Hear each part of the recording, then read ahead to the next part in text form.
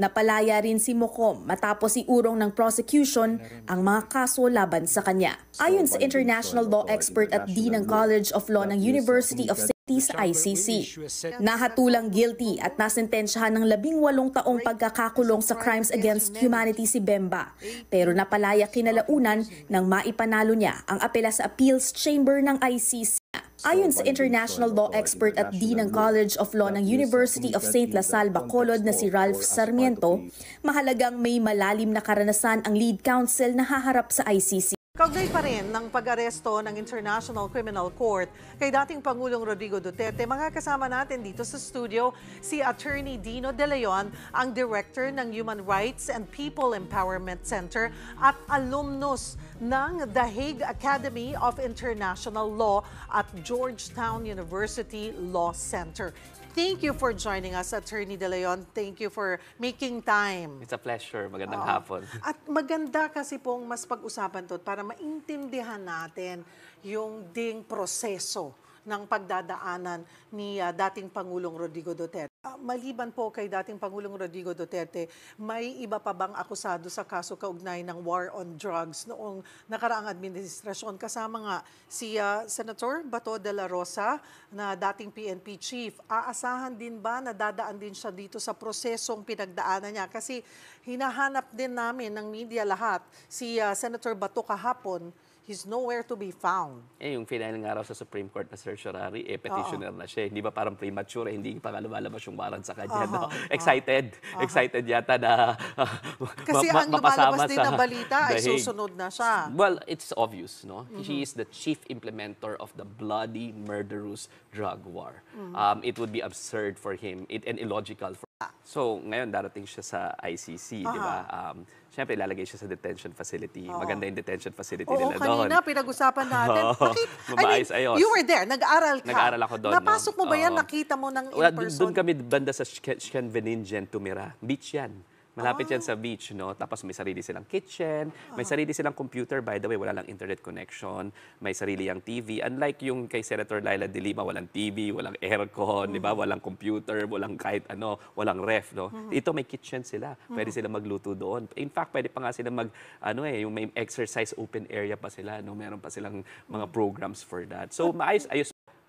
Baka yung kala Senator Bato susunod, baka mag-issue muna ng TRO at pag-usapan muna kung ano ba talaga yung proseso. Kasi hindi rin naman rich ang experience natin sa issuance of a warrant of arrest from an international criminal court. Kasi some lawyers say dapat i-follow yung extradition treaty.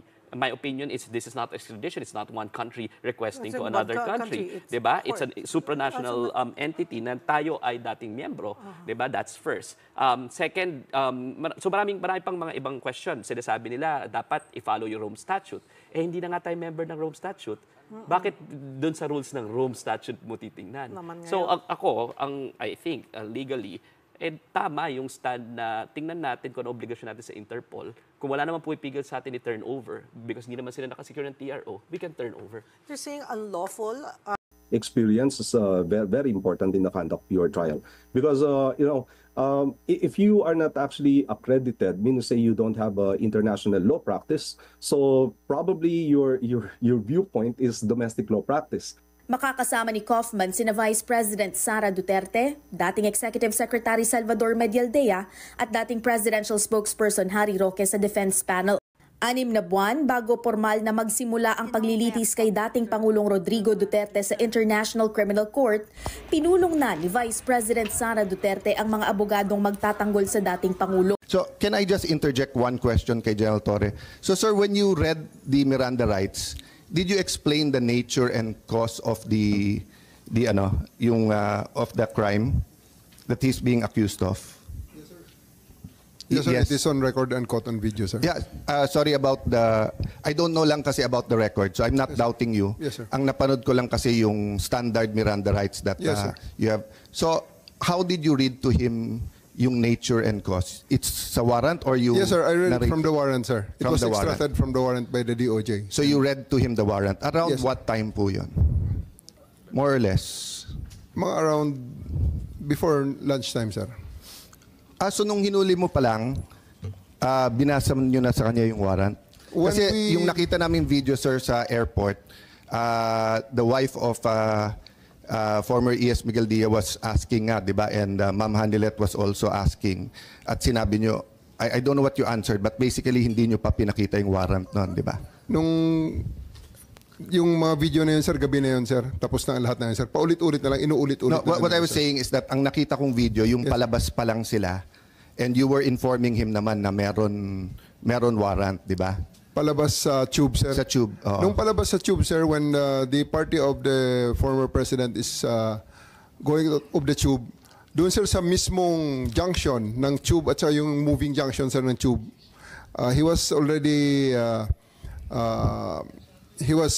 met by PG, who attempted to read him his rights. Okay. And they said, wag na, pababain natin ang tension, doon na lang sa 250th. Okay, so they attempted wing, to sir. read him his right. And dala nila yung warrant nun, hindi pa? Yes, sir. Dala na, sir. Dala na nila? They will not So yung go out of issue the na plane. walang dala, that's not true kasi dala nila? Hindi sila lalabas sa plane, sir. Yun ang condition nila. Hindi kami lalabas sa plane pag wala yung warrant. And So it was nandun shown yung to them. warrant. Okay. Yes, sir. So did you or any of the people who were serving the warrant explain to him the elements of the crime?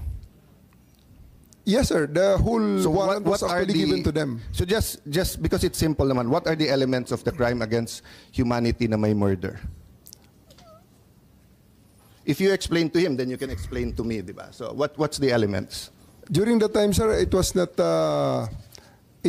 me who attempted the reading of the rights. It was the prosecutor general. Yes, sir. But sabi mo, you know the elements of the crime. I read to him in toto what was written Yes. on the warrant, sir. I read the warrant. Wala dun yung elements of the crime. We did not say that I know the elements, sir. I just Yes. read to him exactly So- the charges in accordance with what is written in the Yes, sir. warrant.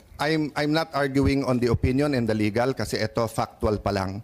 But my point is, when you arrest Sa totoo po, ang scope ng buong investigation ay ano ang iniimbestigahan? Crimes against humanity and other inhumane acts. Ang period ay November 2011 to March 2019. Kung makikita niyo po sa warrant of arrest, at ilan ang iniimbestigahan na patayan? Between 12,000 to 30,000 killings.